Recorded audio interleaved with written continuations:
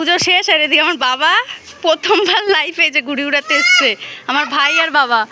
ওই যে ঘুড়ি দেখতে পাচ্ছ, আর এর অবস্থা দেখো, ঘুড়ি তো উড়াতে পারে না, শুধু চিল্লাবে। আর ওই যে ঘুড়ি উঠছে, আর ওইদিকে এখন প্যাচ খেলার জন্য দেখো আর একটা ঘুড়ি আসছে, ঠিক আছে। আর ওয়েদারটাও জাস্ট সেই লেভেলের লাগছে।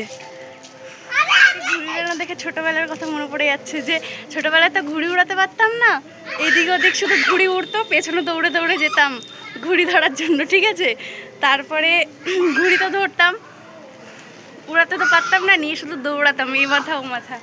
আজকে দেখে মনে পড়ছে, বেশ ভালো লাগছে অনেকটুকুই। তার কেটে গেছে, একটা ঘুড়িও কেটে দিয়েছে। ওই যে উড়ে উড়ে যাচ্ছে দেখতে পাচ্ছ, এই যে সাদা কালারের ঘুড়িটা প্যাচ খেললো, দেখেছো। এরা কিন্তু ঘুড়ি উড়াতে পারে না, এদিকে প্যাচ খেলে সাদা ঘুড়িটাকে কেটে দিল, চলে গেল সাদা ঘুড়িটা।